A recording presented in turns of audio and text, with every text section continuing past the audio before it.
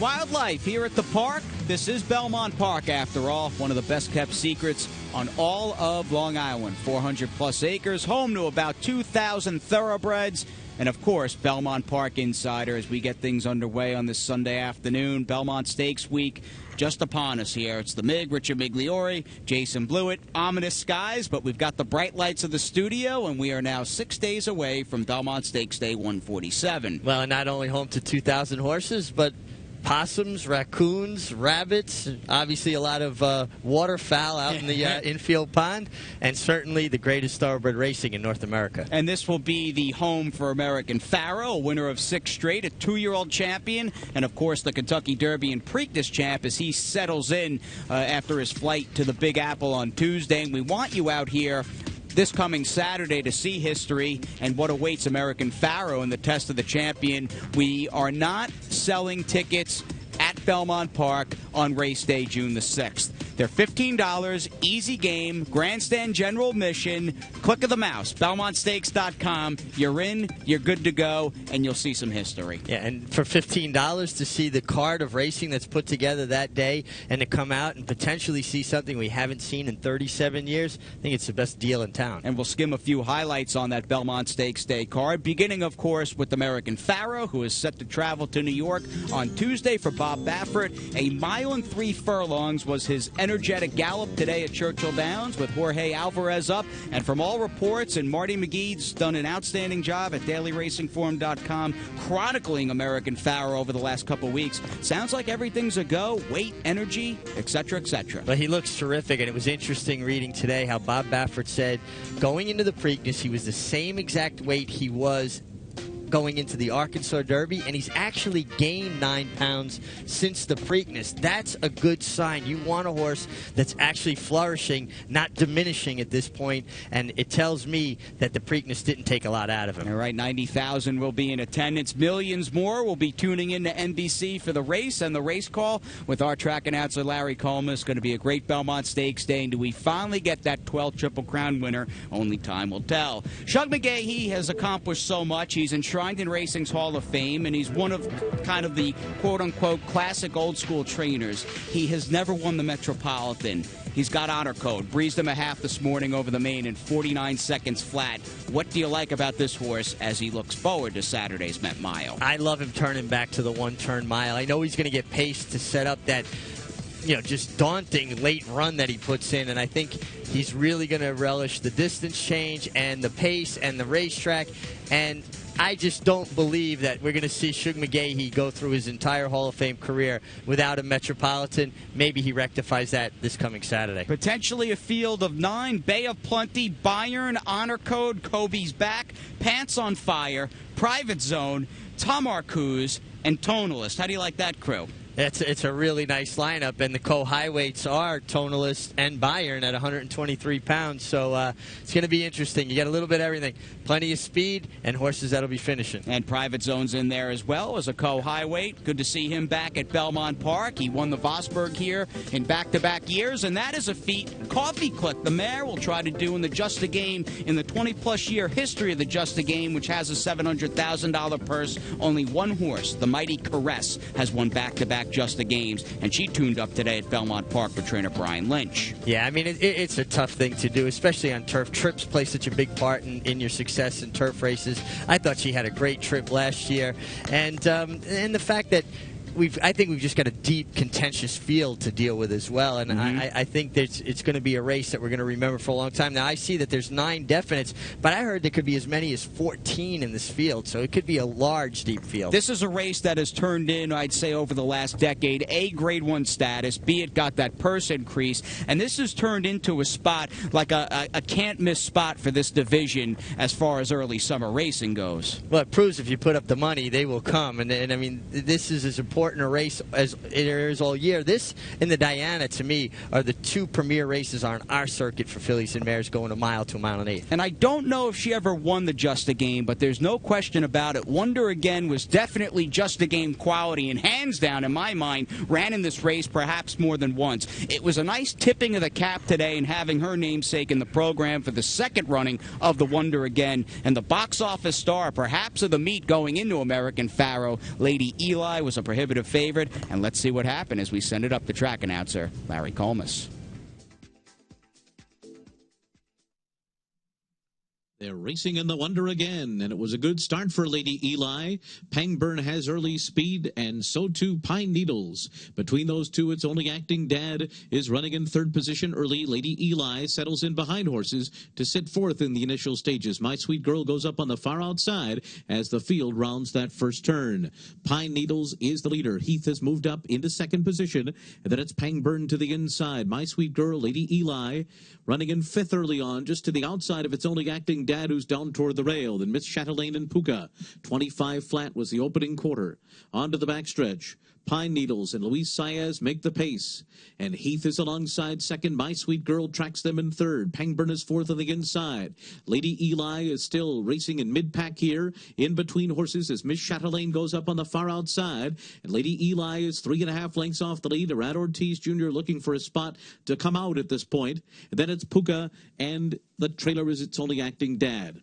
51 seconds flat. There's just no pace on it all here. And Pine Needles carries her speed into the far turn in front. 3/4 of a length. Heath is running in second position, moving for the turn. My Sweet Girl is third. Pangburn is fourth to the inside. Lady Eli is still nowhere to go right now. She's hard held. She's 5 lengths off the lead, running near the back of the pack. Around the far turn, Pine Needles is the leader. On the outside, it's Heath. My Sweet Girl is next. Miss Chatelaine on the outside. And then Pangburn. Lady Eli still looking for a spot to go. Arad Ortiz Jr. is going to have to find some running room. They're in behind a wall of horses, 3 lengths off the lead with 1 furlong to run. Now she's going to come to the outside, and here comes Lady Eli. Has to come and get Pine Needles and Heath. Pine Needles, Heath. Lady Eli moves up alongside of them. Lady Eli strikes the front late, and Lady Eli does it in hand at the end by a half a length over Heath. And then it was Pine Needles. Its only acting dad was fourth. Arad Ortiz Jr. and Lady Eli made it interesting today. She was never in a spot where she was out in the clear until they passed the 8th pole, and she shades, I guess, 33 and change for her final 3/8. What a super filly on the turf. A monster. She is a super filly, and that move when she was getting out of that box there reminded you of Goldakova kind of pushing her way through in one of her Breeders' Cup miles, or a Miesk. She's that type. She's brilliant, was never in position to win it, and she mowed them down and won with something left. Look how she her ears are going to come up, and she just wins like she's having fun. Perfect 5 for 5. She's a Breeders' Cup winner. She is trained by Chad Brown. She's never been defeated, and I can't recall a 3-year-old turf filly with the kind of hype and bandwagon that Lady Eli has had, and I would imagine that's a bandwagon off this win going 9 will only get bigger. And rightfully so. I mean, she's electric. When a horse can throw in an 8th and 11 at the end of a race, they're doing something, and she did it with something left. She could have went faster. And she is trained by a top conditioner in Chad Brown, who has done an excellent job with Lady Eli. He caught up with the Mig after today's Wonder again. Chad, Lady Eli ran her record to a perfect 5 for 5. Were there any anxious moments when the pace was so slow and she was kind of back in behind horses? Yeah, of course there was. Not really the trip I was looking for. I figured if it was slow, we'd be right up there, maybe laying second in the clear, and it didn't work out that way in the first turn. But, you know, Irad knows his filly so well, and he just bided his time, and thankfully a hole opened down the center, and here she came. So it seemed like she finished up good. He says he still had a lot left in the tank, so hopefully 5 weeks from now we're back for the Oaks. Well, it definitely looked like she won with something left. Going an extra 1/8 of a mile further in the Oaks, a 1.25 miles with her explosive turn of foot.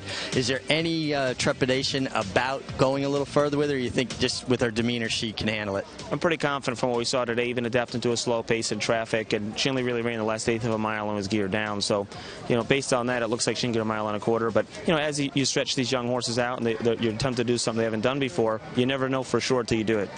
It's been a real meteoric rise for you in your training career. You've trained a lot of nice horses. How does she rate as far as all the horses you've had so far? You know, she's way up there at the top, you know, maybe the most talented. She's just a horse of a lifetime, really, to train. And, you know, a lot goes to my staff. I can't do this. I'm here giving the interview, but so many different employees of mine have touched this filly and done something with her in the morning. So really a team effort. Well, your team's hitting on all cylinders, and she's a real nice filly. Good luck going forward in the Oaks. Thank you. That's right, a finalist for an Eclipse Award last season. Chad Brown with 3 Breeders' Cup wins out at Santa Anita. Among them, Lady Eli. He's got the stable, and he's got a star on the barn, hands down, in Lady Eli. Yeah, she is a star, superstar. I mean, I still have question marks about the 1.25 miles just because of how explosive her turn of foot is. Now, his staff might be hitting on all cylinders, but I couldn't get Meteoric out properly, and if I was still riding, it would have been steadied, checked, blocked. You got it out, though. You rebounded off that bounce. We'll give you a buyer 105. I think about 91. Trying to be nice to the guy. We have got a lot more Belmont Insider coming your way, including a 1.25 mile inner turf co-feature with Fillies and Mares and Larry C.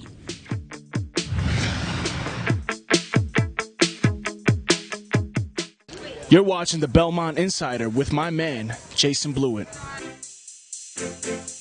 Nicely done. Welcome back. This is Belmont Insider on MSG Plus, the MIG JB, our third-floor clubhouse studios. Less than a week out. In fact, 6 days, the magic number to Belmont Stakes Day 147. Let's run down some familiar territory on this show regarding Belmont Stakes slates and Belmont Day. We've got a jam-pack. A lot of great racing into one day, and with that in mind, we start early and check out that rundown of a half a dozen Grade 1s, Mig. Yeah, 11:35 first post, and just what an incredible lineup. And it might be a Metropolitan Mile for the ages. Indeed. Now, plenty of ways to make money and conversely lose your money. We'll see. We hope you fall into the former category with a number of guaranteed wagers on Belmont Day and $4 million guaranteed wagers from Thursday through Saturday's card. Race number 3, that's where we're going now. We've got an inner turf 1.25 mile battle, and these are 3 and up Fillies and Mares, and this A other than Larry Colmus with the call. And it is Perfect Flute who comes out running well on the lead. On the inside is Striking Style, and down toward the rail, long shot Tis All Heart will now grab the lead in the race to the first turn. Striking Style is second, Perfect Flute third to the outside, and then it's back to Sequoiota down toward the rail. Great Cross is fifth early on, just a little bit wide into that turn and 5 lengths off the lead and just ahead of entry mate Rock Me Mama, who is third last in the early stages here. Empress Maker and Pure of Spirit at the back and a 23 and 4 opening quarter mile. A decent pace is to begin their run onto the backstretch, led by Tis All Heart, who's pushed along by Perfect Flute. And these two are 1-2, and they're clear by 3. Striking Style is in third. Great Cross follows fourth by another length and a half. Then Sequoiota, who's in fifth with 5 lengths to make up and gaining a bit of ground. Rock Me Mama next by another 3. Then Empress Maker and Pure of Spirit, 47 and 4 for the first half mile. Up the backstretch, and it is Tis All Heart and Taylor Rice in front, but Perfect Flute draws up alongside now, and now these two are side by side. And Striking Style is just to the outside of them, running in third. Sequoiota follows in fourth. Great Cross is fifth. Rock Me Mama gets going to the inside of Great Cross, 5 lengths off the lead, and 4 lengths ahead of Empress Maker. Pure of Spirit is last, and they pick up the tempo. 3/4 goes in 1, 11 and 2. And now the leader is Perfect Flute. But Striking Style is alongside. These two now 1-2 as they round the far turn. Rock Me Mama's coming on from third. Sequoiota is fourth. Tis All Heart has dropped back. The others have ground to make up. Empress Maker making somewhat of an impact, but work to do. They're into the stretch, and it's Striking Style. Striking Style is the leader. Rock Me Mama to the outside. Perfect Flute has given way. Tis All Heart has moved back into third, and then comes Sequoiota and Pure of Spirit on the far outside into the final 16th. Striking Style, Rock Me Mama. These two nose to nose down to the line, and it's Striking Style over Rock Me Mama, and then came Pure of Spirit and Tis All Heart. You talk about racing with moxie. Striking Style's beat here. She is a beat filly. Rock Me Mama gets up to her. How about this game effort going 1.25 miles? She really fought. And, you know, it kind of made me think she had 2 seconds, 4/3, a filly that maybe wants that company.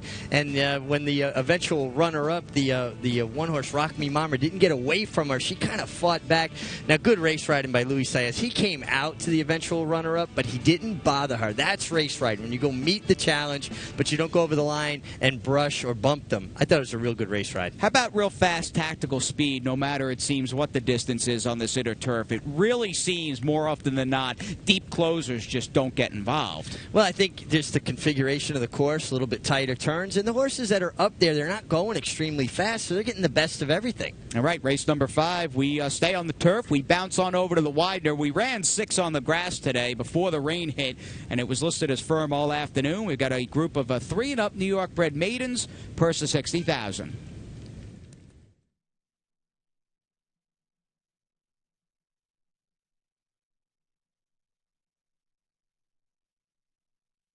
They're off. Wind warning very slow to begin. Fall Fire goes out to the front. Vischer Ferry's got speed 2. Draft Day came out running in 3rd. Payment Terms is away 4th on the inside. Farther out comes Junger and Mascarello going up in between horses. After that, it's back to True Rate. Break up another 2.5 lengths more. And they're being followed by Charge Latouche as they race into the far turn. And then it's Street Fightin' Man. Wind warning is after that, and Aaron Burr is being pulled up on the far turn. Something's gone wrong here with Aaron Burr. A 21 and 2 opening quarter mile around the far turn. Vischer Ferry on the inside. Draft Day is right alongside in 2nd, and Mascarello is 3rd just to the outside of them. Payment Terms is in 4th. On the inside comes Fall Fire. True Rate is right there. And Junger to the outside, and they're into the stretch. And it is Draft Day in front. Draft Day comes into the final furlong with a 2.5 length lead. Payment Terms is closing in on the outside. And on the extreme outside, Charge Latouche also putting in a bid. Final 16th, Draft Day, Charge Latouche on the outside. True Rate between, then Payment Terms. It is Draft Day. True Rate got 2nd, and then Payment Terms and Charge Latouche. Not a bad couple of days at Belmont on the green for the Sire Kitten's Joy, winner of yesterday's Pennine Ridge with Divisi Darrow, and he's got one here in Draft Day. Man, this first was pretty solid. Good-looking first-timer from the John Terranova barn. They know how to get horses ready to crack first time out. And it shows you the Kitten's Joys love the grass, but they don't have any particular style. They can come from well back. They can lay up close. They can win going 7. They can win going 1.5 miles. He's really turned into a prolific turf sire. One of 2 wins on today's card for Angel Cruz. Divisi Darrow. There we go. Not Divisi Darrow. Had to correct myself. Don't sweat it. It's a meteoric, so don't worry about it. That's a 70 buyer on my part. Let's move on to, what do we got here? 6 races, right? The Super 6. 1, 2, 4, 7, 8, and 9 as we wrap up the show. Larry's got the first few. Johnny I will take us through the nightcap. Blue Chips Only swings up on the far outside, and Sandcat saves all the ground, and they're into the stretch. And it is Spango the leader after a 46.5 mile, but Hidden Warrior moves up alongside. These two with Hidden Warrior to the front. Spango starts to give way late. And then it's Brendan G. And on the outside, oh, Billy from far behind. They're coming down to the line. Hidden Warrior won it. Oh, Billy got 2nd, and then came Spango and Blue Chips Only. Top of the stretch, Prima Storm on the outside of Decent. Prima Storm takes the lead. Decent comes right back on the inside 2nd. Shuttershot trying to come and get them on the outside, and Shuttershot is closing in. And also gaining ground is King Gato on the outside. Salem Loop is on the far outside, and they're coming into the final 16th, and Decent fights on from the rail. And it's going to be Decent to win. And then it was Shuttershot, followed by Prima Store, and a late move for 4th by Turn for Home Together. Postilicious and Chasing Bubbles ran 45 and 2 for a half mile, and they continued to duke it out.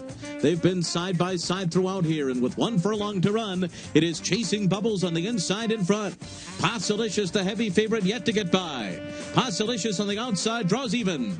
Chasing Bubbles battles on from the rail. These two come down to the line together, and Chasing Bubbles beat Postilicious. And then it was Watergate and Copernicus. Outside, Petrocelli between. Ultra Oro cuts the corner. But as they come to the top of the stretch, it's Private Tail who has taken charge. And Royal Posse takes up the chase now on the outside. These two coming into the final 16th. It is Private Tail, and on the outside, Royal Posse. Private Tail, Royal Posse, playing a joke is 3rd. Here is the wire. Private Tail would not let Royal Posse get by. Then it was Playing a Joke and Petroselli. For home in front. Resolute Babe to the outside is second. Behind the leaders, Runway Giant with Work to Do in third. Annie Walker is fourth, and Bartiromo is now motoring up quickly on the far outside. Bartiromo storming down the center of the course. And Bartiromo and Eric Consell have taken the lead, and they're going to pull away in the end to beat Runway Giant and Indigita. It was Sharp Quality fourth. The outside, Coordinate is picking it up now, but still 4 lengths from the lead. 3/4 win and 1:13 and 4 in the stretch. Captain Moss, Shake Things Up. Coordinate on the outside. Congrats to Ken is in fourth. It's Captain Moss holding on to the lead and, in fact, opening up in deep stretch. And it will be Captain Moss to win here, wire to wire, and another victory for Eric Consell. Shake Things Up was second. Then congrats to Ken. Right, we've had a few constant themes on tonight's show, aside from having a few stutter steps with words on Insider. But Eric Consell was a familiar face in the winner's circle. We had plenty of turf. It was Captain Moss in the nightcap for Nick Zito, colt by Quality Road. And you had commented to me, Mig, in Deep Stretcher, they were, to be fair, at the half-mile pole, you said, man, this horse is moving real nice on the grass. Yeah, he just had a beautiful stride on the grass. Very efficient. It was fun to watch that horse. And first time on the turf, we wish we knew he looked that good on the grass before the race. And that's what you said exactly after they hit the finish line. Race number 4, you would have liked to have known that Chasing Bubbles was sitting on a huge effort for Ken McPeak, because he looks the odds-on favorite, Posse-licious, right in the eye, and turns him back after a quarter-mile stretch run. This is a very game performance by Chasing Bubbles. Eric Consell is not afraid to put a horse in the lead, not afraid to be aggressive, and it paid dividends here. A really good finish, too, from a young rider. I like when you see young riders, switch from their right hand to their left hand and then back to their right hand. It's not as easy to go left to right as it is right to left, and he did it with proficiency. And it's fun to watch Eric Consell's meteoric rise in the jockey standings. Very good. 7-pound apprentice, Chasing Bubbles, pulled off the upset in the meantime for Ken McPeak, who may be running the Truth or Else in Saturday's Belmont Stakes. Whole bunch of claims on today's card, and Chris Engelhardt, maybe he knew something with Captain Moss trying the turf in the last. That could be a really good claim. I think that horse is better than a $40,000 horse. Now, he did everything his own way, but just watching how efficient he was, kind of exciting. I'm going to keep an eye on this horse going forward. 3-way shake in the meantime on Posse-licious, who was beaten as the 1-5 favorite. He's going home to trainer Bruce Savine, and we go home for a look back at the week that was at Belmont Park, top performers, and a whole lot else.